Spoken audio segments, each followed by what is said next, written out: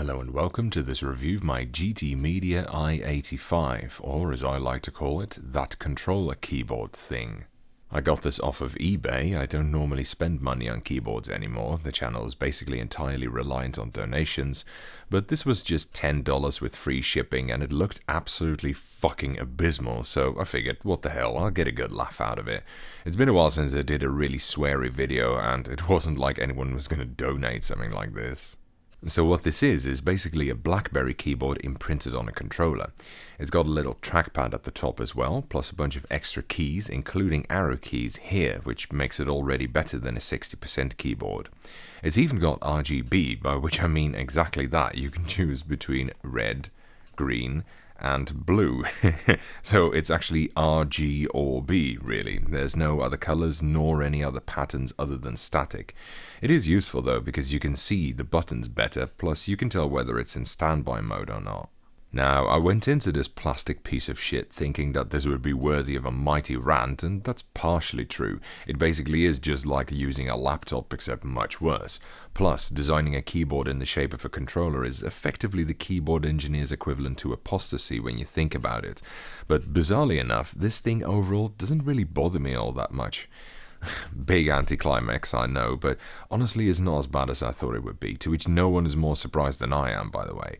I guess all those years of reviewing ergonomic crap have toughened me up or something. So to clarify, for gaming, it's absolutely unusable. I dove into a game of Tarkov with this, including using the trackpad instead of a mouse, and that went just unbelievably badly. I managed to down 2 bots, but then I quickly died. I really couldn't even get out of the starting area. Looking around with the trackpad is too limited, and what's worse, shooting is all but fucking impossible. First, you have to tap 3 fingers to ADS, and then you look around with the trackpad. But firing is done by tapping the trackpad, which means that you can't fire while aiming, so you're basically limited to predictive shooting only. Now, that alone makes it basically impossible to use for this sort of game, but not only that, the fucking buttons are so infuriatingly tiny that maintaining a hold on WASD, let alone without pressing anything else, is goddamn impossible. And infantry dragging? Fucking forget it, mate. You couldn't possibly imagine how badly that went. Honestly, this one game laid bare so many of this device's shortcomings, it was pretty awe-inspiring how many fucked up things you can find playing just a few minutes of Tarkov.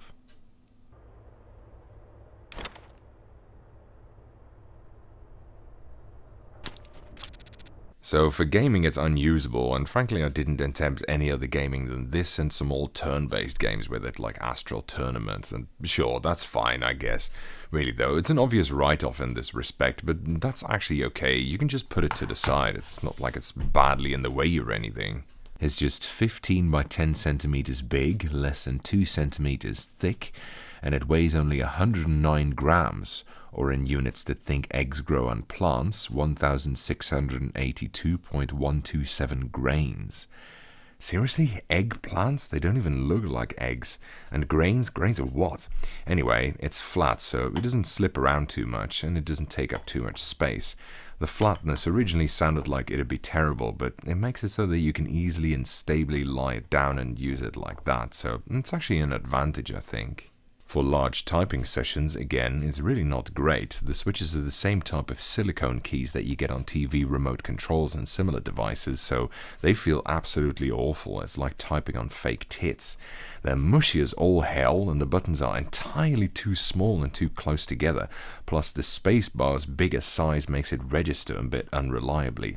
It's fine for typing short emails on, browsing the internet, etc., but that's about it. The typing demo is a really good example. It's not very fast compared to a real keyboard, but it's not even on the same order of magnitude as some of the really bad shits I've shown previously. Again, there's some fuckness here. There's only one shift, which means that if you want to use shift with anything from the left-hand side, you need to do this weird overreach like this, or perhaps this if you're lying it down. And some of the buttons, particularly on the bottom, aren't where they're supposed to go. Plus, for some utterly stupid reason, they didn't put the F keys over their respective number keys, but they're shifted by 1. So Fn plus 1 gives F2 and so on. What cretinous horse lollipop came up with that bright idea?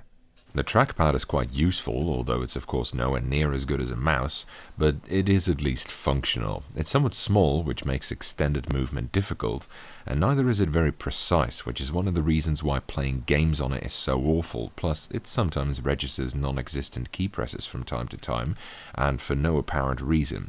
It is more reliable to use the dedicated mouse buttons, even if it is more inconvenient. If you drag 2 fingers along it, you can scroll, but this mode is too linear. It's very difficult to do precisely, especially as even small movements, including of when you lift your fingers off of the trackpad, are enough to make it go quite a bit, and yet if you want to scroll really far, it doesn't go fast enough. Still, it is there, and it is a lot better than trying to drag the scroll bar thing on the right down manually, because that would be a major hassle with these controls. Honestly, that would drive you up the wall. Right mouse button, as I mentioned briefly, is achieved by tapping it with 3 fingers at once. It's okay for most users, there's a dedicated button for it as well. However, there isn't one for the middle mouse button, which is a big shame because that's very useful for browsing the internet, where you can easily open a link in a new tab with that. That would be an excellent addition. It's wireless and comes with a USB dongle, which is conveniently stashed in the back, which is a nice touch. You charge it with a micro USB cable, so that charging port will probably get fucked if you use it enough, but I think that's not likely to occur in this particular case. It switches itself off after not using it for a while to save power. Now, this makes sense and is pretty common for wireless keyboards, but this switches itself off so quickly that it's quite annoying, to be honest. It's just a few seconds. I mean, look at this. See, you can't wake it up by mousing around on the trackpad, but that is the most common means of using it, I've found. I ended up not using the buttons all that much. But it does register what you use to wake it up, so you can't just start pressing buttons on this either, or you might fuck something up. This is probably one of the most frustrating aspects about the whole keyboard, to be honest. This delay should have been much, much longer. For generic work, just browsing, typing a bit, messing around, this keyboard is actually not bad. A bit slow and obviously nowhere near as good as a keyboard and mouse by a long shot, but honestly, it does have its uses and it's perfectly functional. In fact, there is one thing for which it's better, arguably, than any of the other keyboards in my collection. Particularly using my Chromecast downstairs. Theoretically, this keyboard is absolutely perfect for controlling my computer upstairs with. It's tiny, it's wireless, and it includes both keys and a mousing function, although the signal strength is very weak. Still, I can do whatever I want with this, just like I'm behind my computer. I don't have to go all the way upstairs, which is great.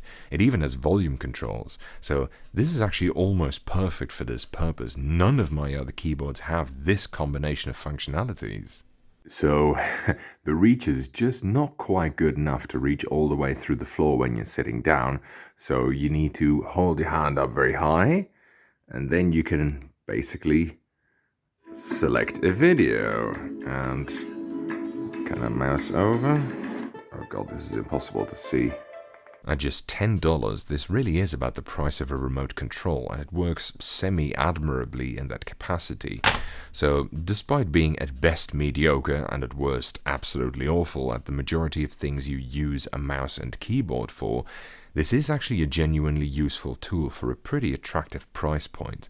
So that's why I had to come to the conclusion that despite how bad I thought this was going to be, I can't really fault it too badly. Sure, I could use a few quality of life upgrades like I mentioned, but it was nowhere near as bad as I thought. Even just messing around with it on my own computer was perhaps a bit slow, but not terrible or anything, just as long as you're not actually really doing all that much with it. You know, it's not like an ergonomic keyboard where suddenly every tiny task suddenly takes an incredible amount of time to perform. It's not like that. I guess my standards over the years have lowered to such unfathomable depths from reviewing all that heinous ergonomic crap you guys keep sending in that this cheap-ass piece of trash is getting a pass. I must admit, even I was disappointed by how little I minded it. I guess it's not even good at being bad. Don't worry though, I got something in a while ago that will definitely be a rant for the ages. That should be out early in the new year. For this year, it's just going to be one more unboxing and of course the end of year review video on the spectacularly interesting Void keyboard, so be sure to check that one out. That's it for this review. Thank you for watching, I hope you enjoyed it, and following is a typing demonstration of me typing on this keyboard.